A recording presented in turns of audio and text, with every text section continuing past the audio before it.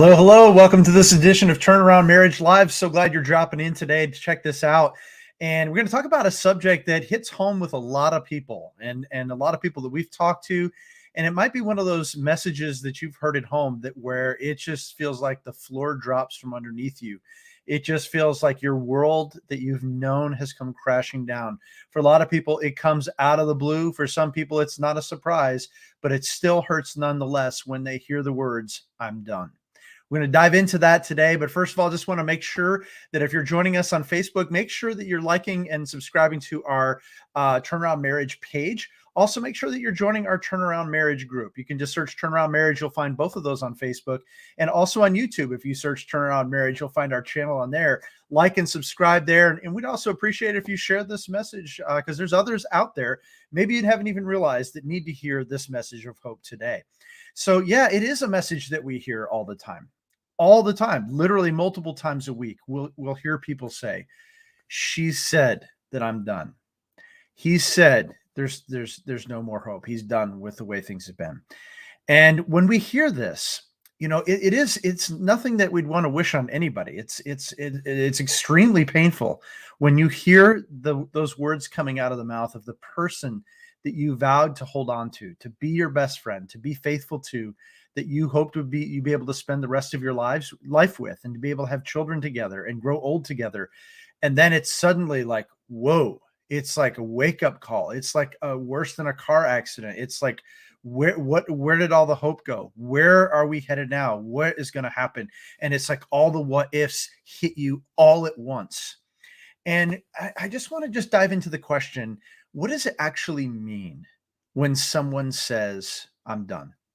Well, it could mean, I'm just done. I'm not talking to you anymore. No, I'm done for the day. Usually when they say that, it might mean a whole lot more than that. Like, I'm just done having a relationship with you. We might still be in the same house because we're maybe stuck here financially, or we're stuck here because of the kids, but I'm done with you. I'm done communicating with you.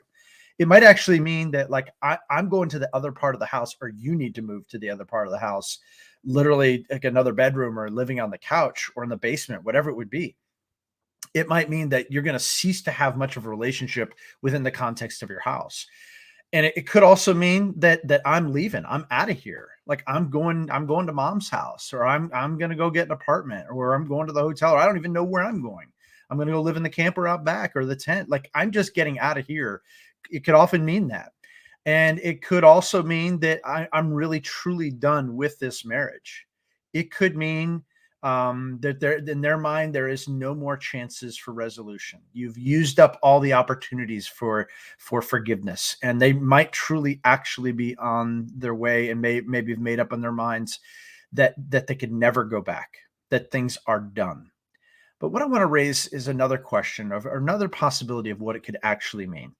And it could mean that things could never be the same. And that's where hope comes in.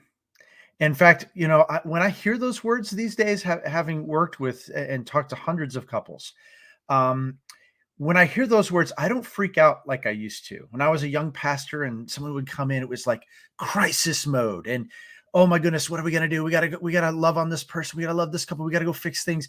Like now, when I hear those words, I'm not lying. My instant reaction is, there's hope here. I actually believe that there's actually hope for that marriage. When it seems the darkest sometimes for that person that's on the receiving end, I actually think there is a real chance for things to radically change. Instead of just sweeping things under the carpet, now it's all on the table. It's all on the table where everybody's at and what they're thinking. And so what is it that we're to do when we hear those words? The worst thing you could do is what I would say a lot of people do. I could almost even argue that most people would do when they hear that, is they do give up. Well, they said they're done, and this marriage hasn't been good for a long time anyways, so they're the one that quit. And so you can, like, wipe your conscience clean of it and just say, well, it's done and they said so. And I would say that there's a lot of marriages that end that way, and they don't really fight to get to fix things, and they just give up way before they needed to. And so that really is the worst thing that you can do, because if you do, it's a death sentence for your marriage. And it means that there is going to be repercussions. to think about not just, your children, but extended family and friends, and how awkward it's going to be for them, and what's it going to be like at church now. Does that mean somebody's going to have to leave your church? And does that mean that we're going to lose some of our family? Like, I think we all have experienced what it's like when we lose a family member through divorce. It sucks when we lose an aunt or uncle or a cousin or a brother or sister. It just sucks. It's not cool. And even worse is that what's going to happen with the kids. And so this is what you need to do, my friends, when you hear those words, as painful as it can be, as hard as it is to hear those words, to receive it. Maybe just say, I need a few moments in the heat of the moment. Just I need to go for a walk, and maybe even need a few days to breathe. But what you need to do is go back to them and listen. Listen carefully. This is not time for defensive mode. This is time to listen about what's not working, to maybe even ask the question with sincerity and humility in your heart. Tell me from your perspective, what's not working? And because men and women are different, guys, they are going to say something different than you. And because it's this, when someone gets to that point, they're not getting their needs met. And men and women are wired uniquely different. We have different needs. And so you need to listen, man, woman, what your spouse says. And so and not just to ask what's not working, but it's a time for selflessness, to find out what is it that they need, and what have they needed from you that they've not been receiving. And they might not actually be able to put into words what's been missing. And so you need to really, really listen to what they're saying.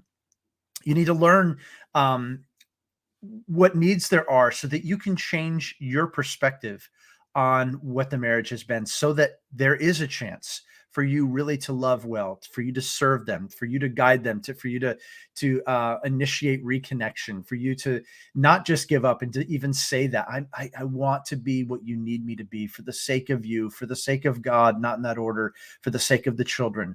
We've got to find a way to figure this out. And I'm willing to listen. I'm willing to own what areas that I have not been the man or the woman that I needed to be in this marriage.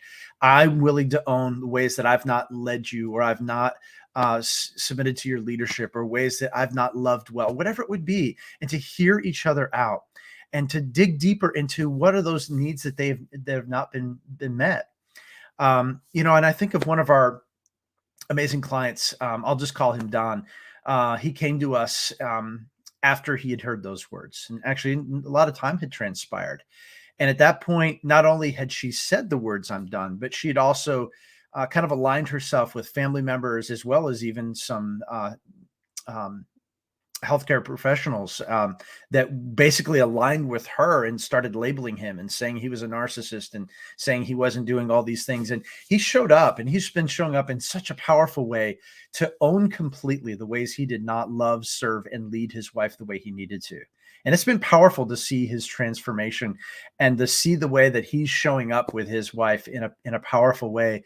And it's so clear that she sees something radically different in him. And that is that he is pursuing her and the family, and trying to be the man that God's called him to be, for the sake of God, but also for the sake of his wife. And that's what we've seen, is that when you shift and try to be for the other person what they need, you can really affect change in a powerful, powerful way.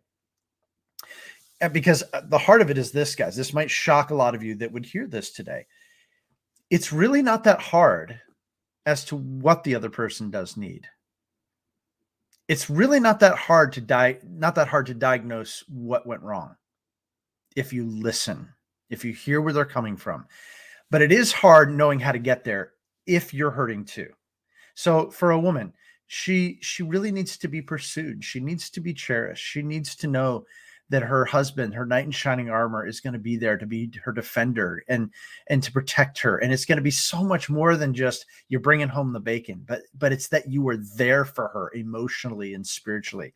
Men are also not that complex, in the sense that what their needs are is that they need to be emotionally pursued. They need to be encouraged and blessed and appreciated for what they've done. And they need that respect at home. To feel a sense of worthiness, and to feel that love from their spouse. and to know that they really matter. And so it's not really hard to figure out what they need. What is hard is if you've had your feelings hurt and they've, maybe they've said some really hurtful things, like, for example, I'm done, or you're just this, you're just that, and you're never going to be this, and you're never going to be that, and you've never done this for me, and you're never going to be able to, and all those kinds of things. And it just can be like punch after punch after punch. And then it's like, I don't even know if I can believe in myself anymore. I want to pursue this marriage. I want to fight for her heart, but I just don't know that I can do it. In fact, I'm so tired. I hear that all the time. I'm so tired. I'm trying to do what I need to do. And here is the problem. This is what happens when people are trying, is they come up with two problems. One, they're going to be so frustrated and angry and hurt that they cannot begin to meet the needs of their spouse because they're operating in that space. Even fear, there's fear mixed in that, and they don't know what to do. That absolutely could be the case. And if it's not that, it might also be that they're looking at their spouse, they're seeing the way that they're coming at them, and they're saying, I want to do everything I can do to love them and serve them. And a woman will give to her husband what a woman needs, and a man will give to his wife what a man needs. And it just doesn't work. It just doesn't work. That's why you have to go back and listen. And guys, if you're stuck in that place where you're like, I'm trying, I don't know what to do, I don't know what to say, I hear you, Scott. I understand what you're saying. And you might also be saying, like, how do I get out of this frustration mode? In either of those cases, guys, you absolutely need outside help. You do. You absolutely do. And that isn't a sign of weakness. It's a sign of strength. It's a sign that you want to do everything you can possibly do to hold your head high for the rest of your life, to know that you did everything you could possibly do to fight for and save your marriage. Sometimes your spouse might be willing to get that help. Other times it might just be you. Either way, I would encourage you not to give up. It's the worst thing you could possibly do. And you don't want to live the rest of your life in regrets of wondering, what if? So if you're out there today and you're realizing, wow, Scott, that sounds great. Where do I begin? Well, what we do is we actually offer a complimentary breakthrough call. You just go to turnaroundmarriage.com/call, pick a time that works, and fill out that short questionnaire. And we will get on the phone with you and talk about what's not working, as well as talk about a strategy that you might be able to use in order to win their heart back, to fight for this marriage in a powerful way. And so I encourage you to do that if you're out there today and you've recently or in the last few years heard, I'm done. It doesn't have to mean what you've believed it to mean. It could actually mean a new dawn for a new day. It could actually mean that there is hope for a future where the marriage will never go back to where it was. Because if you're honest, it never really was what you hoped it was, if you've heard those words. And if we can get that marriage in alignment with what God's best is, marriage is a blessing. Marriage is a place where we belong, and it's designed by God and a gift to us from God. And when you can have a new chapter and a new dawn and a new beginning, it absolutely can be better than the first one. So lots of love, and I hope that this fills you with a lot of hope. Till next time, we'll talk soon.